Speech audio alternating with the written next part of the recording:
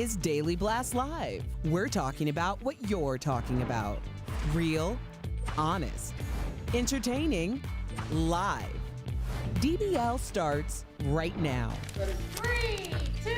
Welcome to DBL. It is Thursday, June 18th. I am Tori. Hello, everyone. Here with Al. Hello. Hello. So good to see you. It's real. It's real. I'm not at home in my living room. Back. I'm so excited. Good How to you be feeling? here. All right. Lots of stuff going on. I know. A lot of stuff. And we're going to unpack it all for you. But let's get in our favorite Granger. Her name's Lindsay.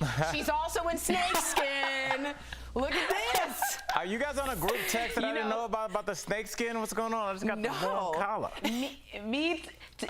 Tori and I, Kiri, our stylist, is on a group text every day with Tori and I pushing it every day. Yeah, always. And she's like, great, I'm glad you chose that. Excluded, HR, what's up? Kiri, right to Al. All right, we got to get into the updates. Let's start with the new ones in the Atlantic police shooting of Rayshard Brooks.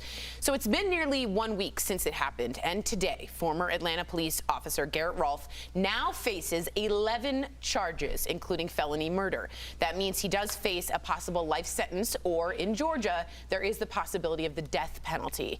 The district attorney says the incident captured on police and civilian video showed Brooks never presented himself as a threat and that he was kicked and stood on by the officers after being shot twice. The other officer, Devin Brosnan, did not shoot Brooks, but he is also facing charges of aggravated assault. Well, those charges did not sit well with many officers in the Atlanta Police Department. Now, it's now being reported that several officers, and I mean like a whole group of like Zone 5 and Zone 6, walked out, called in sick. They are calling it the blue flu. They did it last night in protest. The attorney for Devin Brosnan is also not happy with his client's charges. Here's what he told CNN's Chris Cuomo last night. He put his foot on the arm to make sure he didn't have access to a weapon. He still had, within reach, the taser that he had taken from Devin. And like for 6 or 7 seconds, he puts his foot on the arm until he can make sure that he doesn't grab a weapon. And then he takes his foot off. And the DA says that that's an aggravated assault. Okay, so just so you know, he stood on him, Al, then they kicked him while he was down, allegedly, is what we're seeing. It's been a still photo. And they also refused to get medical aid as Rayshard Brooks fought for his life.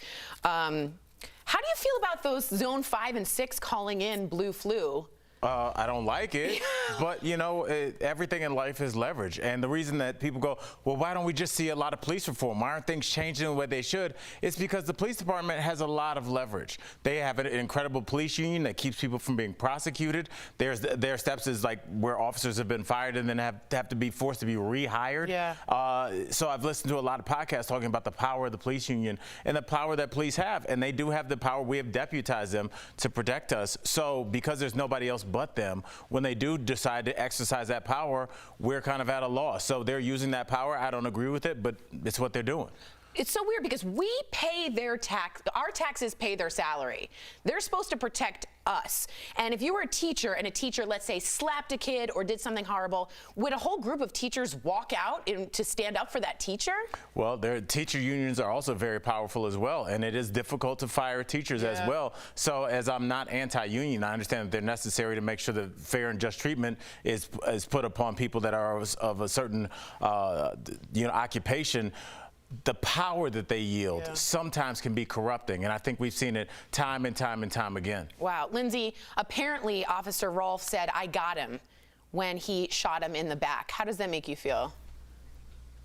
I mean, Officer Rolfe also has been involved in disciplinary action by his police department for use of force, specifically involving a weapon. Correct. So I don't understand when you're saying that they all have blue flu and they're stepping aside not to work to stand behind that officer. Why, when his counterpart is going to testify against him reportedly and said that he will testify to basically save his name because he didn't shoot a black man in the back. Now, you had a black man that was running away, Rayshard, that had a taser that had no more shots left in it. Right. I don't know how a taser exactly works, but they couldn't, it wasn't useful peaceful. So no matter what, there's no reason that Rayshard was killed because he had the taser in his hand. So this defense that we're seeing on CNN is exactly the garbage that we're talking about. We're protesting against stuff like this. And to see police officers not go to work because they want to stand behind somebody who is clearly in the wrong and being charged with felony murder is disgusting, and exactly why maybe these people should not be in the police force. A lot of people on Twitter, Lindsay, saying the same thing that you're saying this is the reason we need to dismantle this power structure of oppression, because they don't even see it after a man shoots a man twice, says I got him, who wasn't a threat,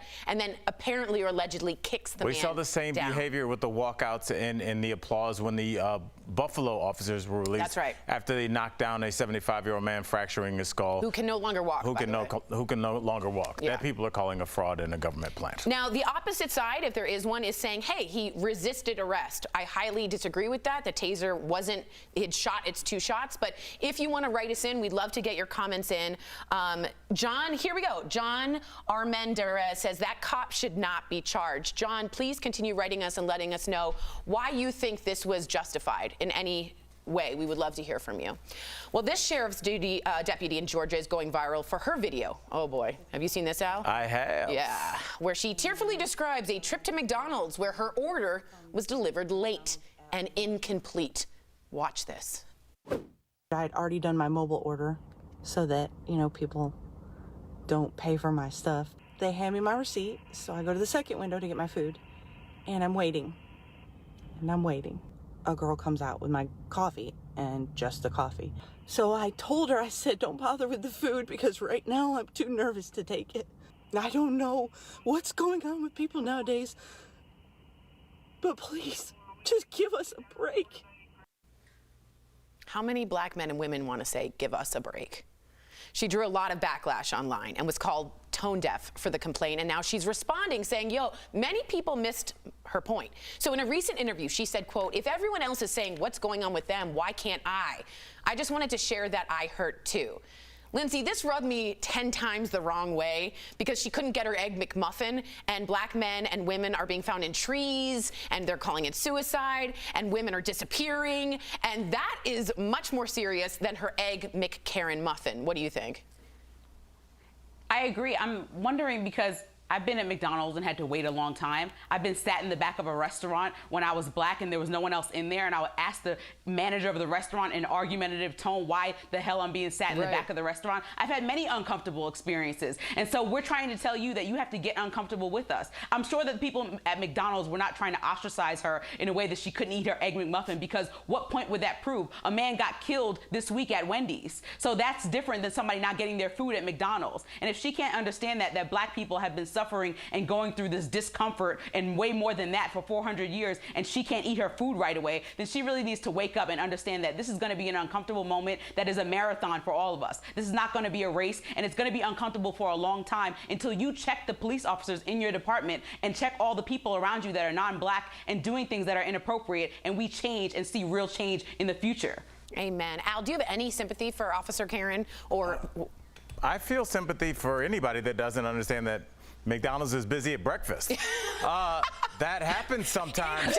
It's happened. I mean, one time, and I made a video too where I was crying. Really? I was out in Outback one time, and it took a while for my bloomin' onion to come. The bartender was flirting with the new waitress, and I cried and just said, "Give me 3 shots," and I left. Yeah. So I understand this woman's pain, Lindsay. It's so weird that we're even talking about someone's McMuffin when they ask you to pull forward. That's good news. That means they're making it fresh. If they were trying to do something to it, what do you think? They're mixing chemicals in the back? They can do something real quick. Trust me, I've worked at fast food places. Oh, boy. So they're not doing anything nefarious. I really doubt that. Well, I think this woman should move on. Well, Al, actually, there was a Shake Shack incident. Have you heard about this? I saw that. So police said they were given contaminated milkshakes, and that they made them sick and they were poisoned. And that and then it was found out completely false. Yes. None of it happened. That was all Which is a lose-lose for Shake Because Shack. also, guys, if somebody just traces that food back to the source, these people will get arrested immediately. Like, not a good plan. Yeah. So I don't understand why any officer thinks that somebody's going to poison their food. No. You know what I like about your opinion? I'm loving it. Did people get it? There we go. It's a McDonald's reference. That got a laugh from the back. From the back? Yeah. Yeah, Tori. Sharon laughed at that. Hey, Sharon. Aaron. I'll pay you later. Lindsay, snakeskin, stick around. I can't wait to talk to you more because actor Danny Masterson is busted finally after some serious rape allegations come to light. But is this Church of Scientology involved? One actress seems to think so.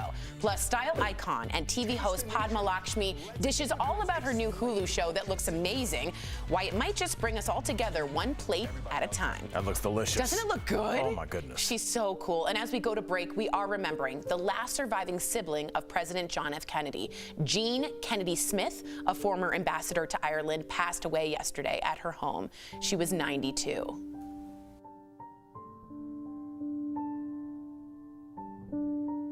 Pets are family.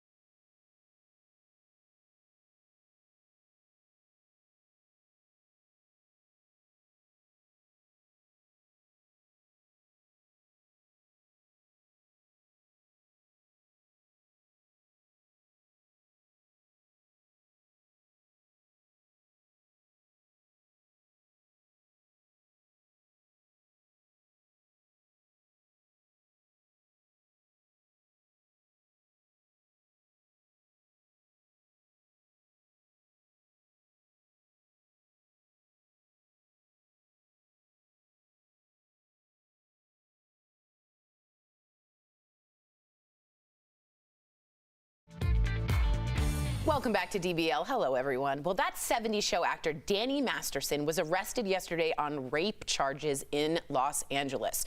The actor, best known for playing Stephen Hyde on the sitcom, already posted $3.3 million bail. Danny is accused of raping 3 women between 2001 and 2003.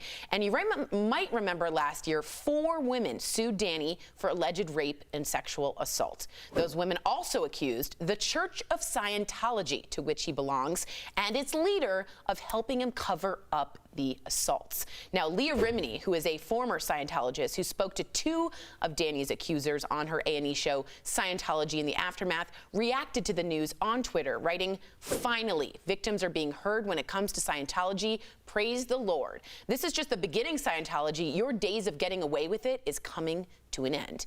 Meantime, Danny's lawyer, famous defense attorney Tom Mesereau, says his client it's like Prince Valiant. Yeah, what's happened with that like hair? Senior. Lord Farquhar from Shrek says his client is innocent and will be exonerated once all the evidence comes to light. But if convicted, Masterson faces a possible sentence of up to 45 years to life behind bars. So let's unpack this really quick. Al, have you heard rumors of Danny Masterson being a creep? Not in Hollywood. Personally, we don't run in the same circles, but we've covered him before. Yeah, I've heard him being a creep. So you've heard of this. Yeah. So, I mean, you know, the streets talk. Yeah, they really do. Yeah, if you live in LA for 10 years, which I did, and you audition with many women, which I do, and if you are a comic and you meet other female comedians, they say, be careful of Danny Masterson. If you ever see him. Wow. Yeah, he is. And I would assume it's like that in other professions as well. Like sure. people talk, you know. People talk, so and they know. Now, the Church of Scientology getting put into this lawsuit, is this the first? Are we going to see Scientology, you think, crumble? I don't think so. They have a lot of money, and I want to get Lindsay's opinion on this. I don't think so, because didn't the Church of Scientology lose to the United States government lost to the Church of Scientology in court? They're very litigious. Very litigious, and that's why I'm being careful of what I'm saying. And I also know that they have an endless amount of money. For instance, Tom Cruise, John Travolta, Kirstie Alley, a lot of famous stars donate a lot of money to the Church of Scientology. What do you think about this, Linz? It's blown my mind. Honestly, I don't know that much about Scientology. It really freaks me out when I do start to learn about the things that I hear in like Leah Remini's pieces that she puts out. But I do remember one story of being in a cab in New York very early in the morning, and the cab driver was a Scientologist, if that's what you call them, and him asking me to come on board and basically not letting me out the car until he discussed the full description of what it would be like and why it's so important to change my religion to Scientology. And that made me never want to look into it again. It's very, they're very aggressive on their approach. In the New York subways, they also sort of say, hey, are you feeling down? And everyone's like, well, yeah. And then they take you in. Exactly. I'm on the subway. Yes. All right, next on DBL, model, actress, TV host, Padma Lakshmi. Don't go away. It's only a matter of time.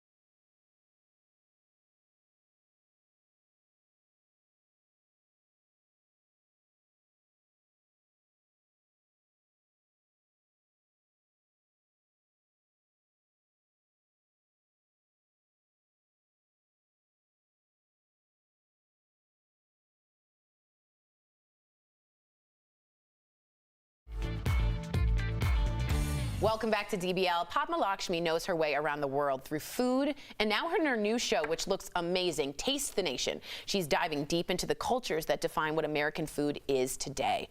Earlier, Jeff caught up with her in today's awesome Chatting with the Stars. Padma Lakshmi, welcome to DBL. Now, between Taste the Nation and Top Chef, you have been very busy on screen, but the question we got to ask, what have you been doing to keep yourself busy in social isolation? I've been cooking with my kid. My daughter's 10, and she's been teaching me how to do TikTok videos. I think the cooking is going better than the TikToking, but I'm just excited that school is over, because that online learning was a real I love it. Now, Taste the Nation lets immigrants explain the cultural significance of their food, which I think is so important in today's mainstream foods. This alone is reason to come to El Paso. As an immigrant yourself, why is it important to tell these stories?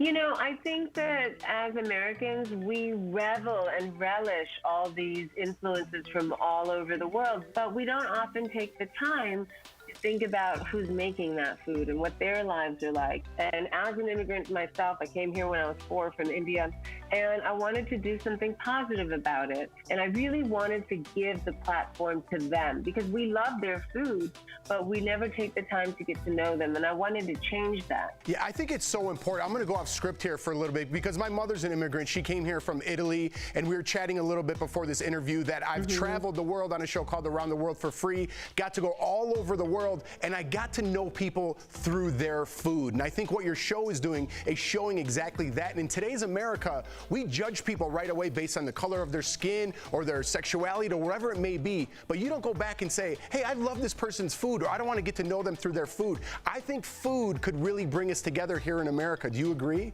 I totally agree. And it has brought us together because to me, that is the reason that America is so cool, because we're able to take the best of every culture that's settled here and create something wholly American and unique. And a lot of immigrants come here and they do enter the food industry because they know their food, they know Americans are hungry for it, and it's a way to feed their own families through that work. Exactly. And speaking of families, you cook a lot with your daughter, Karishna. What are you passing down to her through food? Well, Krishna loves to cook. Food is a great metaphor for a lot of life. Like, never add a vegetable before its time into the pan because each vegetable has its own cook time. And that can be said for life, too. Everything has a time and a moment. I love that. I love that analogy. Padma, I couldn't agree more with everything you said, and I think your show is going to be a success just for that reason. I think that's what we need in America. Taste the Nation premieres tonight on Hulu. Thank you. Also, the Top Chef finale is on tonight as well on Bravo. Padma Lakshmi, thanks for stopping by.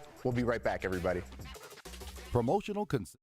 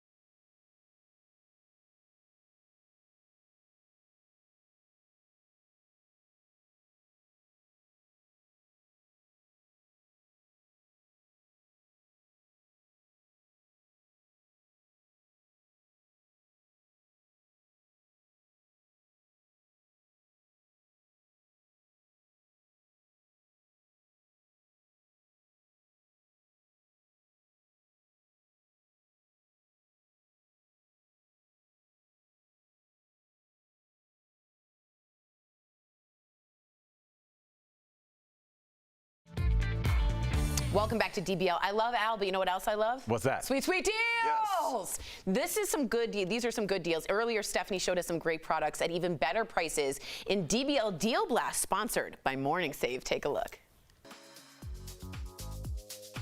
All right, what do you have for us today, Stephanie? So first up, I've got this Personic S520 Sonic toothbrush with 12 different brush heads for your oral health care. It comes in black or white, and now normally this is $90, but right now it's only $39, which means, Tori, you're saving 57%. It looks really good, and believe me, the power on this thing.